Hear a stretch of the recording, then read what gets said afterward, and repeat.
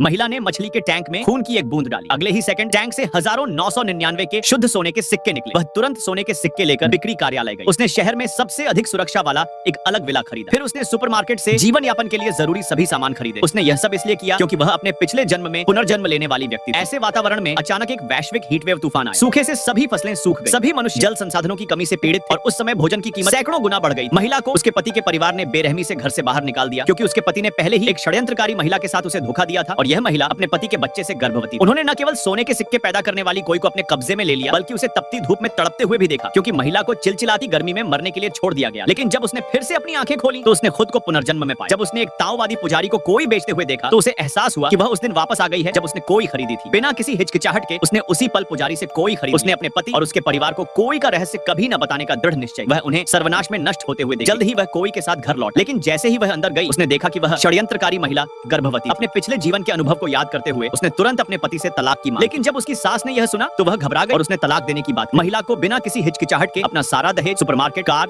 और घर छोड़ना पड़ा। महिला सहमत हो गई। उसे केवल सुपरमार्केट का सारा पानी चाहिए। यह सुनकर सास जोर से हंस पड़ी और बोली कि महिला पागल हो गई है, लेकिन 3 दिन बाद उसे अपने की पर पछतावा होगा। जाने के बाद महिला ने सबसे पहले कोई के साथ एक अनुबंध पर साइन किया। फिर उसके द्वारा उत्पादित सोने के सिक्कों का उपयोग करके उसने एक गर्मी प्रतिरोधी आलीशान घर खरीदा और शहर के सभी संसाधन खरीदे। इस बीच बदमाश परिवार ने टीवी पर हीट वेव की चेतावनी देखी और सोचा कि गर्मी जल्द ही गुजर जाए, इसीलिए आपूर्ति का स्टॉक करने की कोई जरूरत नहीं है। लेकिन उन्हें नहीं पता था इस भीषण गर्मी के कहर में पानी सबसे कीमती संसाधन जल्द ही सर्वनाश होने में केवल 2 दिन बचे थे। उस समय महिला बिना किसी हिचकिचाहट के शहर के सबसे शानदार रियल एस्टेट बिक्री केंद्र में उसने 999 किलो शुद्ध सोने के सिक्कों के कई बक्से मंगवाए और शहर का सबसे शानदार सुरक्षित विला खरीदा। फिर वह एक मॉल में गई और मालिक को बताया कि वह उनके पास मौजूद सभी खाने पीने की चीजें खरीदना चाहता। समय बीतता गया और प्रलय आने में सिर्फ आधा घंटा बचा। अब लगातार गर्मी के कारण पति और उसका परिवार पहले से ही गर्मी से परेशान था। उनके घर का सारा पानी खत्म हो चुका। तभी उस षड्यंत्रकारी महिला को एहसास हुआ कि महिला को प्रलय के बारे में पहले से ही पता। यही कारण था कि उसने इतना सारा पानी जमा कर रखा। फिर पति के परिवार ने रात होने का इंतजार करने का फैसला किया ताकि महिला के घर जाकर उसका सारा पानी चुरा सके।